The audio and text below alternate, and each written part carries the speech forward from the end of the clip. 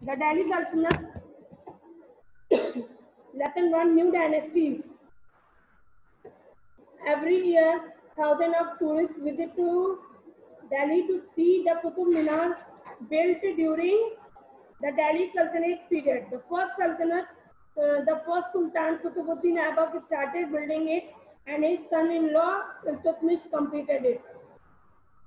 हर साल हजारों जो दर्शनार्थी होते हैं वो दिल्ली आते हैं और कुतुब मीनार को देखते हैं। उस कुतुब मीनार को दिल्ली सल्तनत पीरियड में बनवाया गया था, जब दिल्ली में सल्तनत काल था। स्लेव डायनेस्टी थी, यानी दास प्रथा थी।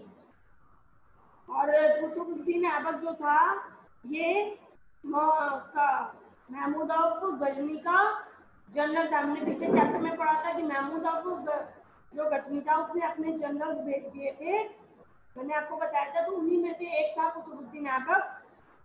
जब उसने दिल्ली पर अपना शासन स्थापित किया तो उसने यहाँ पर कुतुब मीनार को बनवाया और बनना शुरू हुआ था उसके सामने, और इसको कंप्लीट कराया था इसके सन-इन-लॉ यानी कि के दामाद इल्तुतमिश ने इसको कंप्लीट करवाया था। Delhi became an important commercial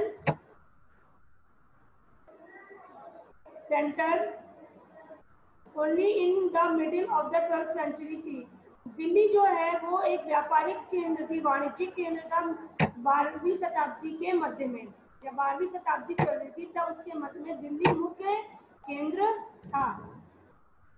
When rich traders started settling in the city, और जो बहुत अमीर व्यापारी होते थे वो उस वक्त दिल्ली में सेटल होने लगे थे। Soon they constructed temples around which, उन्होंने बहुत जल्द ही जहाँ व्यापार शुरू करने के लिए मंदिरों का निर्माण करवाया।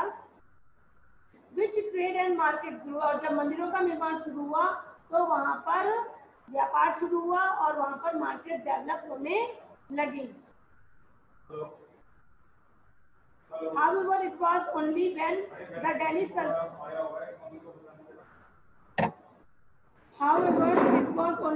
Delhi Sultanate come to power in 13th century थी। और जैसे ही दिल्ली में 13th सेंचुरी में सल्तनत पावर आया, यानी सुल्तान का शासन शुरू हुआ, that turned Delhi into the capital city, और दिल्ली एक राजधानी क्षेत्र के रूप में डेवलप हो गया। यानी सबसे पहले दिल्ली में व्यापारियों ने आना शुरू किया, उन्होंने मंदिरों का निर्माण कराया और मंदिरों के चारों तरफ व्यापारिक केंद्र खुले, मार्केट डेवलप की गई। उसके बाद 13वीं शताब्दी में यहाँ पर सल्तनत काल जब शुरू हुआ तो धीरे धीरे दिल्ली जो है एक राजधानी क्षेत्र बन गई। The Sultans built many city structures such as the Siri Fort, Tughlaqabad and the Delhi Punha in the around Delhi. Delhi में जो सुल्तान था उन्होंने बहुत से स्ट्रक्चर बनाए, जैसा कि आपने नाम सुने हैं, सिरी फोर्ट है, तुगलकाबाद का किला और दिल्ली पुना नाम की जो जगह है, और दिल्ली के चारों तरफ बहुत सी जगह भी डेवलप की गई। The Delhi Sultanate mainly consisted of 5 dynasties. Delhi सल्तनत में 5 डायनेस्टीज थी जो डेवलप हुई। जैसा कि आपके टेबल 1 बनी हुई है, आप देख रहे हैं अपने बगल में, इसमें 5 डायनेस्टीज थी। सबसे पहले आपकी स्लेव डायनेस्टीज आई, यानी कि जो दास होते थे उनको सुल्तान बनाया गया और उनके द्वारा शासन होता था। उनमें कितने लोग थे? उसके बाद लास्ट में आया, उसके बाद सेकंड था खिलजी डायनेस्टी, फिर आपकी तुगलक डायनेस्टी आई, फिर सैयद आई और फिर लोधी डायनेस्टी आई। यानी ये जो डायनेस्टी थी ये सल्तनत काल था, ये सारे सुल्तान थे जिन्होंने अपना शासन किया। और जब ये डायनेस्टी खत्म हुई तब आपकी मुगल पीरियड शुरू हुआ था, तब मुगल आए थे। लास्ट इब्राहिम लोधी के समय बाबर आया था। ओके, डायनेस्टीज मामलुक और slave dynasty, Khilji dynasty, Tughlaq dynasty, Sayyid dynasty और Lodhi dynasty who ruled Delhi between the 13th and the mid 16th century। इन्होंने इन पांचों डायनेस्टी ने 13वीं शताब्दी से लेकर 16वीं शताब्दी के मध्य तक भारत पर दिल्ली में शासन किया।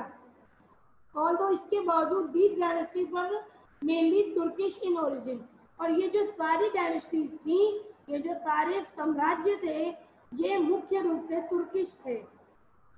इनका जो जन्म हुआ था ये तुर्क देश से संबंधित थे, यानी ये मोस्टली तुर्क देश के रहने वाले लोग थे जिन्होंने यहाँ आकर, क्योंकि जैसे अब हम एग्जाम्पल लेते हैं, मान लीजिए कुछ लोग ग्रुप है, आप क्या सरनेम है, तिवारी हैं आप लोग, कुछ मिश्रा हैं या कुछ चौहान है, ठीक है, कुछ और भी अलग अलग सरनेम के लोग हैं, तो मैं उनका एक ग्रुप बनाऊं और कुछ दिन तक तिवारियों ने शासन किया, उनकी पूरी सक्सेसर चले, लास्ट में कोई ऐसा था जो उसमें जिसको नहीं पसंद थे हमारे आइडियोलॉजी तिवारियों की, उन्होंने वहां से अपना शासन शुरू करवा दिया, उन्होंने विद्रोह किया और वो सल्तनत में आ गए।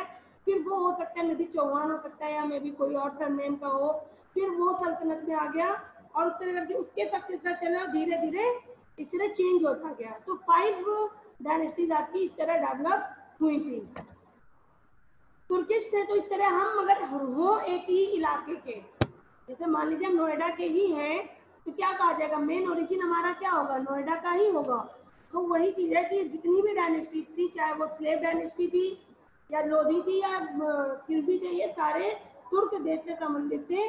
There was also Persian influence, और इनमें पर्शियन इन्फ्लुएंस में पर्शियन का प्रभाव, पारसी लैंग्वेज का जो प्रभाव है वो देखा जा सकता था। उनके आर्किटेक्चर में, यानी उनके द्वारा जो बिल्डिंग्स बनती थी उनमें देख सकते थे,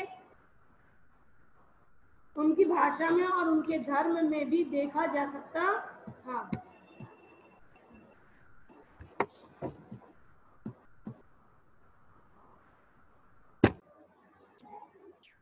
इन दो डेज, उन दिनों में there was no rule stating that only the son of the sultan could become the next ruler। उन दिनों में ऐसा कोई रूल नहीं था कि सिर्फ सुल्तान का ही जो बेटा है वो रूलर बनेगा। Therefore slaves could also raise to power and become the kings or sultan। ऐसा कोई जरूरी नहीं था कि सिर्फ सुल्तान का बेटा ही उत्तराधिकारी होगा। जो सुल्तान के स्लेव्स होते थे वो भी अपनी शक्तियां बढ़ा सकते थे और राजा या सुल्तान बन सकते थे। जैसा मैंने अभी आपको बताया कि हम एक ग्रुप बनाते हैं जिसमें डिफरेंट सरनेम के लोग हो सकते हैं और मे भी उस सरनेम में कोई दूसरा सरनेम भी हो जो हमारे में शामिल हो और जिसे हमारी आइडियोलॉजी ना पसंद हो और वो अपनी शक्तियां बढ़ा ले और अपने ग्रुप को पावर में ला सकता था। जरूरी नहीं है कि तिवारियों के बाद हर तिवारी ही जनरेशन का तिवारी सरनेम का ही जो बच्चा होगा उसे हम पावर में लाएं, ठीक है, तो कोई भी और बन सकता था। Qutubuddin Aibak was a trusted slave general of Mahmud of God। Mahmud of गॉड का जनरल था ये Qutubuddin Aibak. After the Mahmud Ghori death, Mahmud Ghori की जो डेथ हुई 1206 में, he founded the slave or Mamluk. उसने एक दास को पहचाना, meaning slave in Arabic, Mamluk माने होता है अरबिक भाषा में दास को कहते हैं। उसने दास से सल्तनत की शुरुआत की। However, Qutubuddin was able to rule only 4 years। और कैसे भी था कि कुतुबुद्दीन ऐबक था वो सिर्फ 4 साल ही शासन कर पाया। He was an able ruler and was a kind and generous to his people। वो अपने लोगों के लिए दयालु था, उनके लिए उसके दिल में दया थी, एक अच्छे विचार रखता था और समर्थ शासक था। ड्यू टू हिज काइंडनेस की दयालुता के कारण ही earned the title of Lakh Bakhsh या गिवर ऑफ लाख कहा जाता था। उसे लाखों देने वाला या जो लाखों दे सकता था उसे लाख बख्श का नाम दिया गया था उसकी दयालुता के ही कारण।